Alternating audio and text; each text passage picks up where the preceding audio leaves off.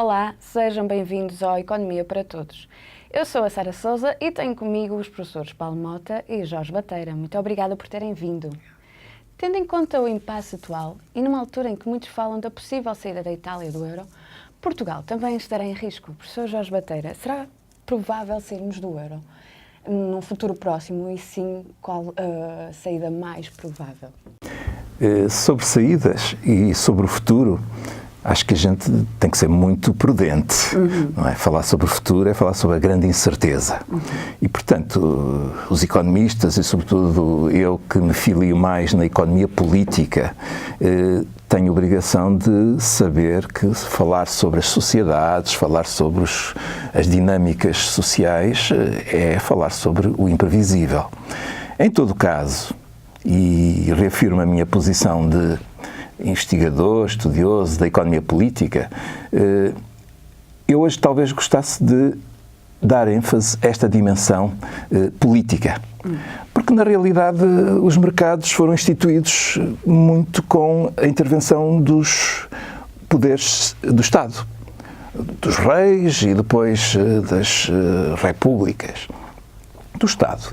Portanto, mercados, Estado, não são instituições isoladas, são interdependentes no seio de uma sociedade que tem um caldo de cultura e tudo isto está interligado.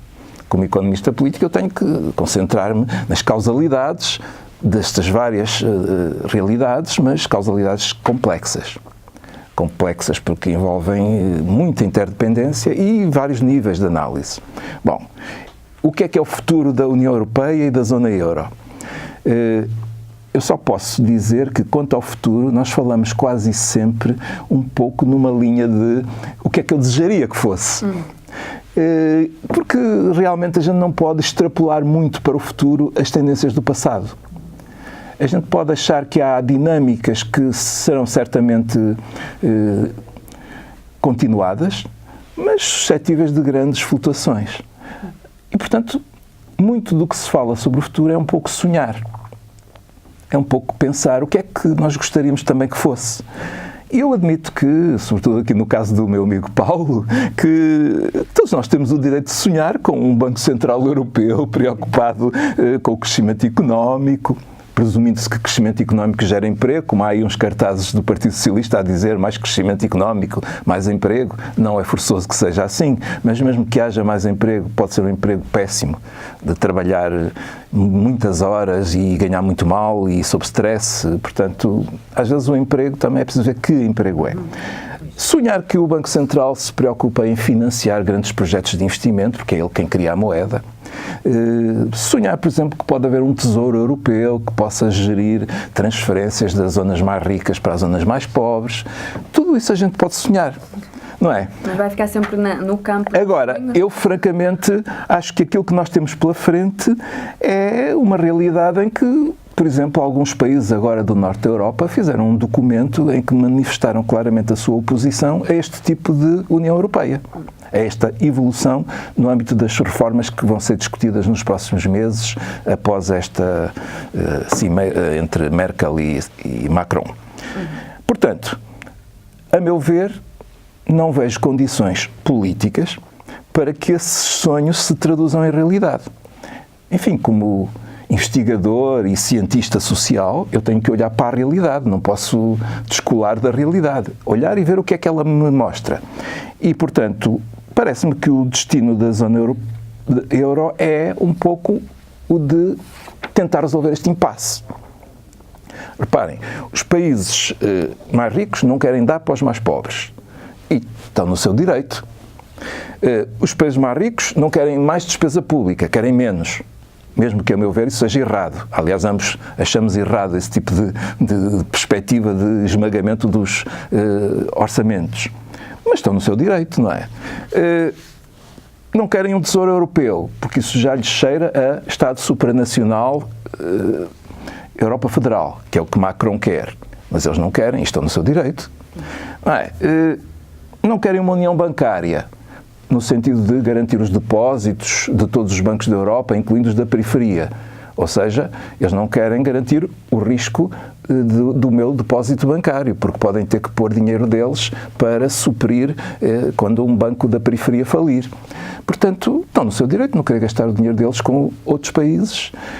Agora, eu também não quero que o nosso país viva completamente, sempre dependente destas ajudas de terceiros. Cria um país desenvolvido, que constrói capacidades, que produz mais riqueza e a distribui bem, sem precisar constantemente e permanentemente desta transferência e ajuda de terceiros. Bom, eu só acho estranho é que o nosso Primeiro-Ministro esteja muito entusiasmado com este tipo de Europa. Ele subscreve completamente o projeto do Presidente Macron. E acho muito estranho, acho até espantoso, que não haja nos mídias uma voz qualquer a dizer: atenção, mas o que é que diz a Constituição da República Portuguesa? Então, o primeiro artigo não diz logo que Portugal é uma república soberana? Não diz que é um Estado de Direito democrático baseado na soberania popular? É espantoso, a soberania una e indivisível reside no povo. Quer dizer, então, se vamos para um Estado federal, nós vamos ter um estatuto das regiões autónomas, dos Açores e da Madeira, nesse conjunto. E, portanto, eu gostava de perceber como é que isto joga com a Constituição da República. Desculpem, já percebi. É que, entretanto, houve uma revisão da Constituição e os nossos eleitos decidiram pôr as diretivas da União Europeia acima da Constituição da República. Dito de outra maneira, integraram-nas na Constituição da República, concedendo-lhes um peso superior às leis nacionais. Portanto, as leis nacionais têm que se sujeitar às diretivas. E a Constituição aceitou isso. Portanto, eu diria que estes primeiros artigos da Constituição são, sobretudo, flor de retórica, porque realmente nós já entregamos, de facto, a soberania. Diz-se que partilhamos, mas, de facto, na partilha, a gente pode dizer assim: eu cedo temporariamente, enquanto as condições nos interessam, e se não interessarem, retiro-as. Neste caso não é bem assim. A gente já entregou mesmo e caiu numa armadilha que agora, para retirar e ter de volta a soberania, vai dar um bocado de trabalho, vamos ter que pagar alguns custos por isso, e isso vai dar um bocado de turbulência. Portanto, estamos num impasse e o futuro vai ser determinado por decisões políticas. Para já é isto que digo. Professor Paulo, como é que também vê esta questão do impasse e da nossa soberania, o que o professor Jorge acabou de dizer? A verdade é que esta questão da arquitetura do euro e da União Europeia, mas mais em concreto do euro, não há dúvida que representa aquilo que se poderia chamar uma armadilha económica, uma armadilha monetária e também uma armadilha política. E uma armadilha, não é? Como o nome indica, é algo que dentro não permite um pleno desenvolvimento e crescimento do país, mas fora, sair também representa riscos muito consideráveis. E daí uma armadilha. Aliás, é o argumento de um conhecido economista, Paul Krugman, Prémio Nobel de Economia, que enfatiza esta questão. Em termos políticos, é uma armadilha porque, naturalmente, que era necessário um aprofundamento da integração europeia. Não há nenhum exemplo bem-sucedido de uma moeda separada do Estado. E, de facto, a União Europeia, e nomeadamente a zona euro, necessitava de uma entidade fiscal supranacional equivalente a um Ministério das Finanças europeu. Isso era fundamental. O problema é que esta crise levantou questões muito consideráveis ao nível da solidariedade. E, portanto, é evidente que há uma certa falta de confiança dos países uns nos outros.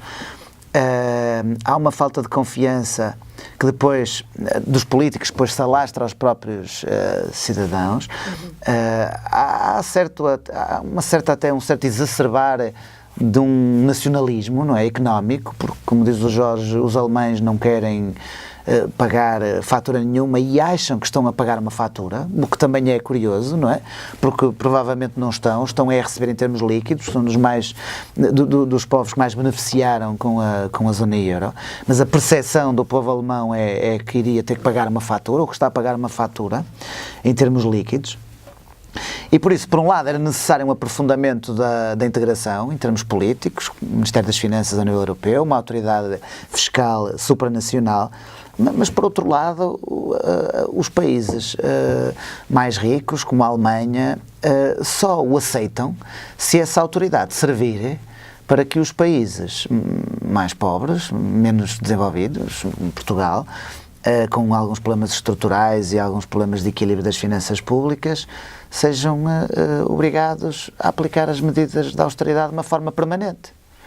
E, portanto, a concepção da autoridade fiscal da Alemanha é uma entidade que zela pelo escrupuloso cumprimento do Pacto de Estabilidade e Crescimento nas suas diferentes alterações, que basicamente impõem regras para o déficit, para a dívida pública, em percentagem do PIB. E essa concepção da autoridade fiscal é uma péssima concepção, não é? Portanto, o que era necessário na zona euro era uma maior integração da política monetária com a política fiscal, e isso teria que ser conseguido com uma autoridade fiscal que zelasse pela questão da existência de choques assimétricos, que possibilitasse transferências entre os países, que pudesse aplicar uma política fiscal mais contracíclica. Portanto, isso seria o caminho. Agora, em termos políticos, quando se fala numa autoridade fiscal, o caminho é exatamente o contrário. E por isso, aprofundar um federalismo que era necessário para aplicar políticas erradas ainda com mais veemência é um caminho votado ao fracasso. Daí a armadilha. Então, há um caminho, com certeza que este caminho já poderá ser sabido, não deve ser ignorado pelo projeto europeu. No fundo, se calhar, os países têm vários desejos, mas nenhum se cruza e ninguém se entende. E como é que vai ficar esta questão, a nossa situação? Como é que isto vai ficar? Eu, antes de responder, queria só clarificar um pouco a minha posição relativamente à questão do federalismo. É que, mesmo que o federalismo pudesse ser tudo aquilo que o Paulo corretamente explicou que deveria ser para o bem de toda a União Europeia e da zona euro. Ainda assim, nós sabemos, pela própria teoria económica e pela experiência histórica, que os desequilíbrios regionais existem e que, forçosamente, aqueles efeitos que Gunnar Myrdal explicou muito bem, um economista sueco do início do século XX, das primeiras décadas do século XX, em investigação por todo o mundo, mostrou, é que as zonas que ganham um avanço inicial têm um efeito de sucção sobre a sua periferia. E depois fazem transbordar algum dos seus efeitos de crescimento, mas é mais sobre a periferia próxima, um certo alastramento em mancha de óleo.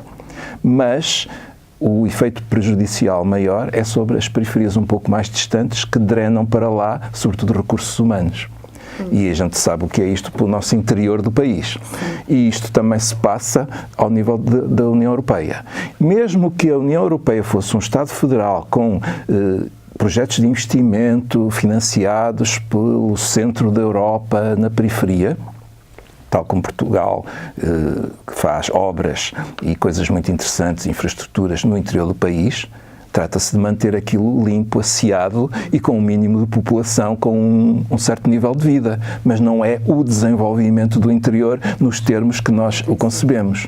Ora, também a Europa certamente garantirá que a periferia, num Estado federal, terá um nível decente e bem arranjado e interessante, nem que não seja para as populações mais ricas poderem vir cá passar férias e o seu período de reforma. E sentir-se-ão cá bem. Mas isso não é aquilo que eu desejaria certamente para o meu país, no âmbito de um Estado federal. Pronto, clarificado o meu ponto de vista, com alguma ironia. Muito pessimista, sim. Não, eu falo da realidade tal como ela é e está estudada em todo o mundo. Não há Estado federal nenhum que não tenha grandes desequilíbrios. Seja o Brasil, seja os Estados Unidos, seja a própria Alemanha. A Alemanha é um país profundamente desequilibrado, porque nem a antiga República Democrática Alemã, os Länder orientais, atingiram os níveis de desenvolvimento dos Länder ocidentais. Portanto, após anos e anos de transferências maciças de dinheiro para a Alemanha de Leste, a Alemanha de Leste continua muitíssimo longe de atingir um nível sequer equiparável, longe disso, da Alemanha Ocidental. Portanto, eu diria que há implicações disto tudo. O impasse atual vai conduzir crescentemente ao voto na extrema-direita. Já está a acontecer. Tá. Mas também outras coisas que não se nota tanto, ao desfalecimento dos movimentos sociais. Não vemos hoje os movimentos sociais que víamos há uns anos atrás no auge da intervenção da Troika. Não, nem aqui, nem em Espanha, nem em Itália, nem em França. Há uma anestesia social. O que é inevitável quando as pessoas começam a passar mal e começam a virar-se para si próprias em instinto de sobrevivência. Portanto, a dinâmica de contestação e de organização para exigir coisas alternativas também esmorece quando as pessoas começam a passar mal. Ok? Não há uma relação mecânica entre falta de dinheiro e contestação social. É preciso mais qualquer coisa, que é ânimo, esperança, um horizonte para se alcançar e a gente sente-se motivado. Não se vê esperança. Não se vê saída do buraco. E depois, a esquerda, que é anticapitalista, aquela que é anticapitalista, também anda muito equivocada e, diria mesmo, desorientada, porque quando se está num impasse, a tendência desta esquerda também é para o sectarismo. E, portanto, em vez de se abrir, de se repensar e de alargar a setores sociais mais amplos, até da classe média, para mobilizar e unir forças contra um sistema que oprime, a contestação permanece muito ideologicamente balizada, excluindo outros setores que poderiam estar interessados. Portanto, temos aqui um certo impasse também político. Qual é a saída que eu imagino? É imaginar. Há setores do próprio capital, das classes com maior poder, que dependem muito mais da procura interna do que das exportações. E esse setor sente-se também muito prejudicado. Os negócios, pequenos negócios, as empresas que vivem do mercado interno, e isso também faz desesperar. E são esses os que mais apoiam os demagogos da extrema-direita. Além das classes populares um bocado enraivecidas. O voto deles... Aconteceu nos Estados Unidos, é o eleitorado do Trump. É o eleitorado do Trump, é o eleitorado da Marine Le Pen, é o eleitorado do Salvini na Itália, é o eleitorado da alternativa para a Alemanha na Alemanha. Portanto, essa gente, em dado momento, pode chegar ao poder. Em dado momento, pode vir a chegar ao poder. E, portanto, o drama é que podem acabar com o euro, mas vão desenvolver políticas inconsequentes, políticas desarticuladas, políticas que vão até aplicar austeridade julgando que ela é precisa para resolver o problema do país no pós-euro, quando teriam todas as possibilidades para desenvolver outro tipo de políticas, mas estão ainda encaixados dentro de uma teoria económica retrógrada. É gente que ainda pensa muito nos termos do pré-anos 30. E, portanto, eu acho que ou a esquerda, numa lógica muito mais aberta, eu diria frentista. Notem, a frente que de Gaulle convocou para lutar contra a ocupação nazi da França foi uma frente ampla que envolvia gente da direita conservadora, mas nacionalista, soberanista, e gente da esquerda de vários matizes, incluindo os comunistas. Portanto, uma frente ampla de libertação. De Gaulle foi o líder carismático que conseguiu fazer isso. Eu acho que nós, nos vários países, precisamos novamente de uma grande frente aberta, não sectária, pelo contrário, para mobilizar e ganhar a alternativa credível contra isto. Se vamos conseguir fazê-lo no âmbito de um novo paradigma de justiça social, de equilíbrio com a biosfera e de democratização mais profunda, espero bem que sim. É do domínio da esperança e penso que é este o caminho. Provavelmente, se calhar, pode vir a ser mesmo isto que vai acontecer. Não sei. O professor Jorge acabou de expor aquilo que acredita que vai acontecer. Eu sei que o programa de hoje está um bocadinho em cenários hipotéticos, mas o que é que acredita que vai acontecer? No fundo, também estamos a ver aqui o crescimento da extrema-direita, como é que a economia, a nível europeu, vai comportar-se. E até o próprio professor Jorge Bateira referiu que somos periféricos. Portugal vai continuar a ser um país periférico, que vai ver a sua economia sempre meio estagnada. Não dá para resolvermos esta situação por cima? Será por baixo? Como é que, enquanto professor de economia... falar um bocadinho de economia política. Para mim, o cenário mais provável nos próximos tempos é a continuação de tudo isto. Portanto, é a continuação da armadilha. Pois. Um crescimento mínimo, que não permite dizer que estamos a passar por uma crise, mas também é um crescimento que não permite que Portugal possa dar o salto. Porque, repare, Portugal tem crescido nos últimos anos a taxas muito interessantes. O problema é que tem uma estagnação acumulada seguida de um colapso. Quer dizer, um país que começa a crescer umas taxas interessantes, mas depois de uma estagnação e de um colapso, quer dizer, não é nada de extraordinário. E, portanto, Portugal precisava de crescer a taxas mais altas e durante muito mais tempo. E isso não se vislumbra. E não se vislumbra por causa da tal armadilha. Desculpa, só um ponto. E uma parte desse crescimento vem muito de alguma bolha do imobiliário que começa a tomar proporções preocupantes, sobretudo em Lisboa e Porto. Sim, e muito motivado também pelo turismo, não é? Que causa problemas, porque causa destruturação urbana, causa problemas às populações locais, porque envolve normalmente mão de obra pouco qualificada, baixos salários, e porque depois causa, lá está, as tais bolhas imobiliárias. Portanto, claro que é importante crescer e o turismo também tem o seu papel, mas convém também, quer dizer, olhar um bocadinho para isto e ter um bocado de noção do que está a alimentar o crescimento neste momento. Mas também é um facto que nós, quer dizer, é positivo, não podemos dizer que não seja positivo e não podemos agora também estar aqui a aplicar aqui medidas para evitar que isto seja um fator de crescimento. Porque num país que tem dificuldade em crescer, que tem dificuldade em exportar, as pessoas têm que fazer alguma coisa. Não é?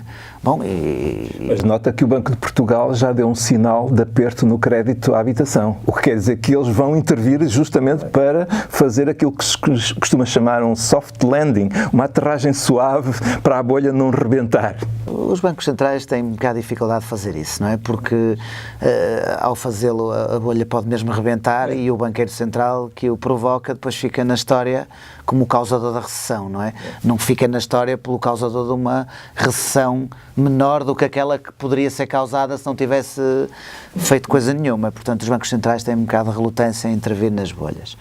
Mas retomando ainda a questão anterior que colocou, a questão da independência, que é uma questão importante, Portugal efetivamente não tem independência económica, não tem independência monetária, não tem taxa de câmbio e começa também a não ter independência fiscal, quer dizer, não tem política orçamental, que é cada vez mais condicionada pela União Europeia.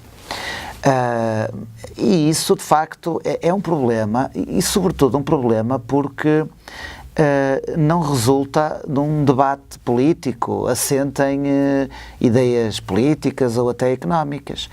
Quer dizer, colocou-se estas matérias a serem controladas por instituições que aplicam estas políticas sobre uma capa técnica, supostamente irrefutável, quer dizer, é o fim da história, o Banco Central comporta-se da maneira que se comporta e é a melhor maneira.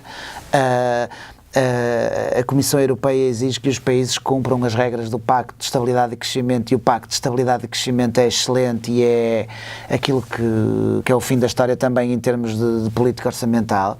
E, portanto, esta suposta tecnocracia que está ao abrigo de qualquer refutação, quer em termos de teoria económica, quer da própria experiência histórica e do debate político, é muito mau, porque não há nada pior do que aplicar medidas económicas erradas, dizendo que não há alternativa, que são as medidas mais corretas do mundo do ponto de vista técnico.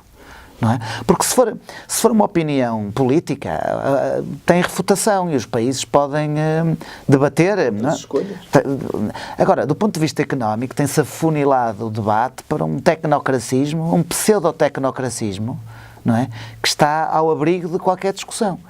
E, efetivamente, nós vemos, ao nível da zona euro, quer ministros socialistas, quer ministros da área mais à direita, do Partido Popular, defendem o Pacto de Estabilidade da mesma maneira.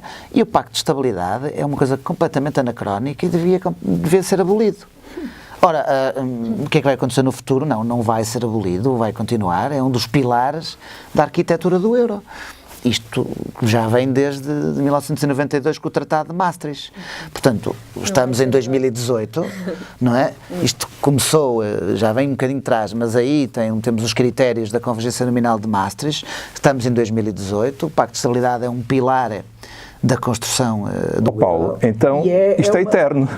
Não é eterno, porque a história também mostra que os regimes de câmbios fixos acabam por desaparecer. É isso. Não sabemos quanto tempo vai durar a agonia. Quando existe um choque grave. E, quer dizer, não se vislumbra, não conseguimos antecipar no imediato, a médio e curto prazo. Tivemos uma crise e esta crise, o euro esteve de facto à prova, mas conseguiu sobreviver. E, portanto, quer dizer, não é agora antecipável que aconteça no imediato uma crise da dimensão da que ocorreu em 2007 e, portanto, para mim, vamos continuar numa certa agonia, estagnação, digamos assim. Sabemos que está a incubar-se outra crise, porque no essencial o sistema financeiro não fez... Isso é verdade, mas nós não conseguimos antecipar o timing. Claro, é isso, não conseguimos. Pode ser 5 anos, pode ser 30. Tens razão. Não é? 30 se calhar é capaz de ser excessivo face aos padrões que conhecemos da história, mas pronto, é verdade. Retomando só aqui o ponto de partida do nosso programa, até porque agora estamos mesmo a terminar, eu fiz a pergunta, estamos a ver uma Itália a virar-se para a direita e para a extrema-direita, poderá haver aqui um cenário em que os países periféricos vão começar a sair do euro? Pronto, concluindo, o Paulo não acredita que Portugal vai sair do euro, e o Jorge, se calhar, tem um sonho. É isto com que devemos reter do programa de hoje e da nossa conversa de hoje? Pela minha parte, sou breve, digo, Portugal não vai sair do euro seguramente, porque nada até hoje nas elites portuguesas aponta para uma escolha desse tipo. Não há suporte político para isso. Nem fizeram nada para pedagogicamente explicar às populações o que é as vantagens e o saldo líquido positivo que isso traria, é a minha opinião. Portanto, isto vai andando nesta agonia, como o Paulo referiu, não sabemos por quanto tempo, até que em dado momento um elo mais fraco acabe por rebentar. Há um aspecto interessante que eu gostava de enfatizar mais uma vez nesta questão do consenso que se estabelece quer à esquerda e à direita sobre este tipo de arquitetura económica. Porque quer a direita, quer a esquerda não refutam que isto é má economia. A esquerda diz, isto é economia, mas há mais vida para além da economia. Errado. E a direita ataca outro tipo de problemas, como os imigrantes, os refugiados, essa história. O bode expiatório é frequente neste tipo de crises, apontar um bode expiatório. E, portanto, ambas as extremidades abdicam de debater e de atacar o paradigma económico que é errado. Por isso é que eu acho que a esquerda e a direita vão ter que se refundar no processo desta própria crise. E por isso o papel destas franjas políticas é apenas encostar à agenda. Portanto, eu não estou à espera que tenha uma crise grave, que a extrema-direita nem a extrema-esquerda tome o poder em sítio nenhum. Aliás, veja-se o que é que aconteceu com o Syriza na Grécia. Transformou-se num partido de centro que aplica as mesmas medidas. Absolutamente. Totalmente. E, portanto, estas franjas têm o impacto de forçar o partido de poder a encostar um bocadinho mais para políticas que não são boas também para a solidariedade europeia, para a construção, e sobretudo para a construção de uma cidadania, não é? Eu presumo que vai haver uma refundação do xadrez partidário em vários países. Isso já há sinais disso. Vai haver o xadrez partidário, tal como conhecemos do pós-guerra, está a caminho de se esboroar. O que vem aí pode ser muito mau. Vamos passar por períodos difíceis, estou convencido disso, mas também depende muito de nós reconstruir em novas bases. Vamos ver. Meus senhores, muito obrigada pela vossa presença. Foi mais um Economia para Todos. Até ao próximo programa.